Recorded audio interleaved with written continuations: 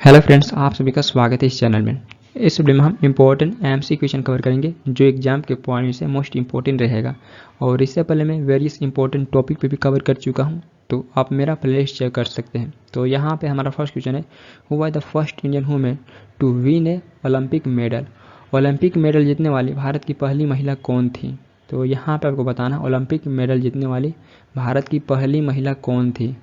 तो option D that answer है कर्णम मल्लेश्वरी। कर्णम मल्लेश्वरी जी ये भारत की पहली महिला बनी थी ओलंपिक मेडल जीतने वाली। तो वेट लिफ्टिंग में वुमेन्स 69 केजी की कैटेगरी में ये 2000 सिडनी ओलंपिक में ब्रॉन्ज मेडल जीती थी और ये ओलंपिक मेडल जीतने वाली भारत की पहली महिला बन गई थी 2000 सिडनी ओलंपिक में। तो यहाँ पे इम्पोर्टेंट है ये किस फील्ड से संबंधित है, तो ये वेट लिफ्टिंग की फील्ड से संबंधित है। और ये कब जीती थी, तो ये 2000 सिडनी ओलंपिक में जीती थी और सिडनी ये आपको ऑस्ट्रेलिया में देखने को मिलेगा। और यहाँ पे ये भी इम्पोर्टेंट है ये किस स्टेट को बिलोंग करती है, तो ये आंध्र प्रदेश को बिलोंग करती है। और इनको भारत का highest sporting award major Dhyanchand Khel Ratna award भी दिया गया है और ये भारत की पहली महिला बनी थी मेजर ध्यानचंद खेल रत्न अवार्ड पाने वाली। तो ये भी इम्पोर्टेंट पॉइंट है, इनको 1995 में दिया गया था मेजर ध्यानचंद खेल रत्न अवार्ड। तो उस समय इस अवार्ड को राजीव गांधी खेल रत्न अवार्ड के नाम से जाना जाता था। तो इनको यह भी अवार्ड दिया गया भारत का हाईएस्ट स्पोर्टिंग अवार्ड। तो ये भी इंपॉर्टेंट पॉइंट है। और ये भी इंपॉर्टेंट पॉइंट है, ये भारत की पहली महिला बनी थी ओलंपिक मेडल जीतने वाली। एंड फ्रेंड्स, ये चैनल आपके लिए हेल्पफुल है, तो आप अपना फीडबैक दे सकते हैं, इस चैनल को सब्सक्राइब कर सकते हैं फॉर मोर वीडियोज एंड इस वीडियो को भी लाइक कमेंट एंड शेयर कर सकते हैं।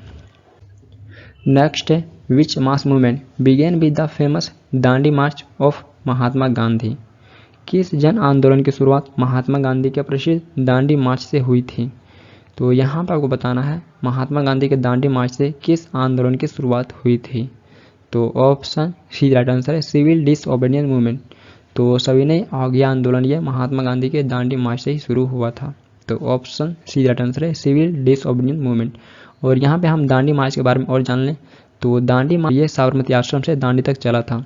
तो यहाँ पे इंपॉर्टेंट एग्जाम में क्वेश्चन पूछे जाते हैं, दांडी मार्च ये कहाँ से शुरू हुआ था, तो ये साबरमती आश्रम से शुरू हुआ था और दांडी तक चला था। और उस टाइम दांडी को नवसारी के नाम से जाना जाता था और ये मार्च 24 दिन तक था। तो ये मार्च 24 दिन तक चला था और दांडी मार्च को ही साल्ट सत्याग्रह के नाम से जाना जाता है। तो ये भी इंपॉर्टेंट पॉइंट है, दांडी मार्च को ही साल्ट सत्याग्रह के नाम से जाना जाता है।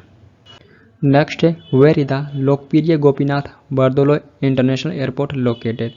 लोकप्रिय गोपीनाथ बरदोलो इंटरनेशनल एयरपोर्ट कहाँ स्थित है? तो ऑप्शन राइट आंसर है गुवाहाटी असम। तो ये इंटरनेशनल एयरपोर्ट आपको गुवाहाटी असम में देखने को मिलेगा और इस एयरपोर्ट को गुवाहाटी इंटरनेशनल एयरपोर्ट के नाम से भी जाना जाता है और पहले इसे बोरझार एयरपोर्ट के नाम से भी जाना जाता था। और गोपीनाथ बरदोले के बारे में हम यही जान लें, तो ये एक फ्रीडम फाइटर थे और भारत के स्वतंत्रता के बाद ये असम के पहले सीएम बने थे। तो इनके डेडिकेशन में इस इंटरनेशनल एयरपोर्ट का नाम लोकप्रिय गोपीनाथ बरदोलो इंटरनेशनल एयरपोर्ट रख दिया गया है। तो ये एक फ्रीडम फाइटर थे और ये भारत के स्वतंत्रता के बाद असम के पहले सीएम बने थे। तो इन्हीं के नाम पे गुवाहाटी इंटरनेशनल एयरपोर्ट का नाम रखा गया है Gopinath Bordoloi international airport. Next है, Madhubani painting is related to which state. Madhubani painting किस स्टेट से संबंधित है? तो option B that answer Bihar. Madhubani painting ये बिहार से संबंधित है और इसे मिथिला पेंटिंग के नाम से भी जाना जाता है। तो ऑप्शन बी दैट आंसर है बिहार। नेक्स्ट है, who propounded the theory of economic drain of India during British imperialism. British साम्राज्यवाद के दौरान भारत के आर्थिक पलायन के सिद्धांत को किसने प्रतिपादित किया? तो ऑप्शन राइट आंसर है दादाभाई नौरोजी। तो theory of economic drain of India ये दादाभाई नौरोजी के द्वारा प्रतिपादित किया गया था।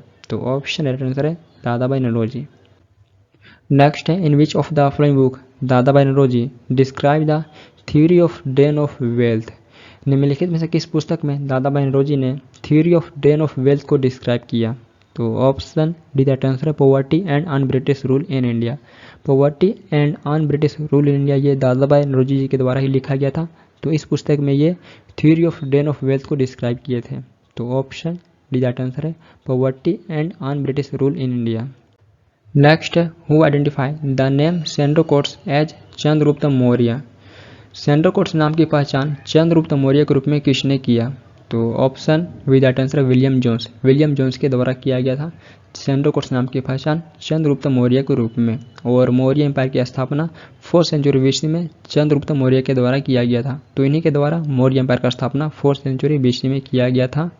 और चंद्रगुप्त मौर्य को सेंट्रो कोर्स ये ग्रीक रोमन साहित्य में कहा गया है। तो ग्रीक रोमन साहित्य में चंद्रगुप्त मौर्य को सेंट्रो कोर्स कहा गया है और इस नाम की पहचान विलियम जोन्स के द्वारा किया गया था। नेक्स्ट है apart from hydrogen which element is found in abundance on the surface of the sun. सूर्य की सतह पर हाइड्रोजन के अलावा कौन सा तत्व बहुतायत मात्रा में पाया जाता है। तो यहाँ पे आपको बताना है सूर्य की सतह पर हाइड्रोजन के बाद दूसरा सबसे अधिक मात्रा में पाया जाने वाला एलिमेंट कौन सा है।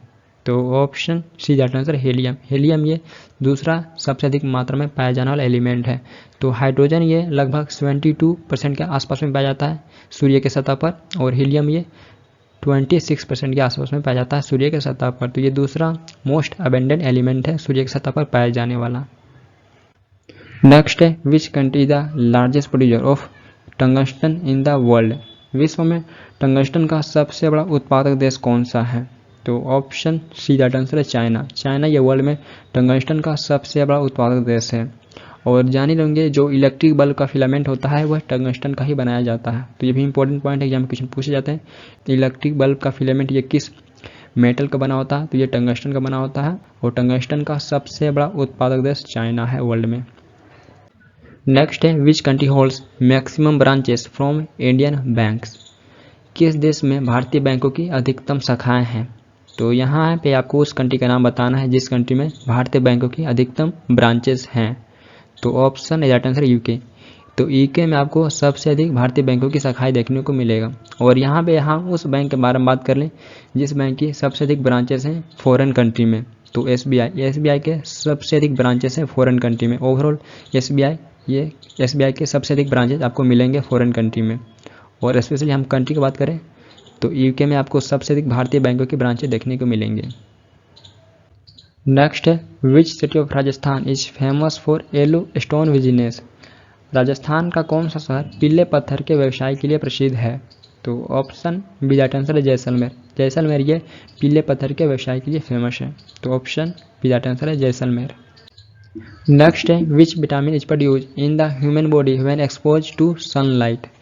सूर्य के प्रकाश के संपर्क में आने पर मानव शरीर में कौन सा विटामिन उत्पन्न होता है। तो ऑप्शन डी दैट आंसर है विटामिन डी। तो सूर्य के प्रकाश के संपर्क में आने पर मानव शरीर में विटामिन डी प्रोड्यूस होता है। तो ऑप्शन डी दैट आंसर है विटामिन डी। नेक्स्ट है which is the world's largest landlocked country in terms of area. क्षेत्रफल के अनुसार विश्व का सबसे बड़ा लैंडलॉक कंट्री कौन सा है। तो लैंडलॉक उसे कहा जाता है जिसका डायरेक्ट एक्सेस सी या ओशियन के साथ में नहीं होता है, तो उसे लैंडलॉक कहा जाता है। तो यहाँ पर आपको बताना वर्ल्ड का लार्जेस्ट लैंडलॉक कंट्री कौन सा है इन टर्म्स ऑफ एरिया। तो ऑप्शन सी दैट आंसर है कजाकिस्तान, कजाकिस्तान ये वर्ल्ड का लार्जेस्ट कंट्री है इन टर्म्स ऑफ एरिया। और ये आपको सेंट्रल एशिया में देखने को मिलेगा, ये सेंट्रल एशिया में लोकेटेड है। और ये ओवरऑल वर्ल्ड का 9th लार्जेस्ट कंट्री है। तो ये ओवरऑल वर्ल्ड का 9th लार्जेस्ट कंट्री है और in terms of area world का लार्जेस्ट लैंडलॉक कंट्री है। तो ऑप्शन सी दैट आंसर है। नेक्स्ट है which plateau is rich in minerals in India. Bharat में कौन सा पठार खनिजों में समृद्ध है। तो ऑप्शन राइट आंसर है छोटा नागपुर, छोटा नागपुर प्लेट्यू ये मिनरल रिच प्लेट्यू है। तो ऑप्शन राइट आंसर है छोटा नागपुर। नेक्स्ट है which the highest peak of the छोटा नागपुर प्लेट्यू। छोटा नागपुर प्लेट्यू का हाइस्ट पीक कौन सा है। तो यहाँ पे आपको छोटा नागपुर प्लेट्यू का हाइस्ट पीक बताना है कौन सा है। तो ऑप्शन बी दैट आंसर है पारसनाथ, पारसनाथ ये छोटा नागपुर प्लेट्यू का हाइस्ट पीक है।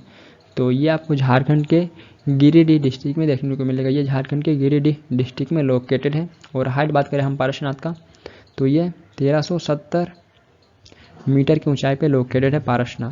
तो ये छोटा नागपुर प्लेट्यू का हाईएस्ट पीक है। तो ऑप्शन बी दैट आंसर है पारसनाथ। और आपसे पूछा जाएगा पारसनाथ ये किस स्टेट में लोकेटेड है। तो ये झारखंड में लोकेटेड है, झारखंड के गिरिडीह डिस्ट्रिक्ट में।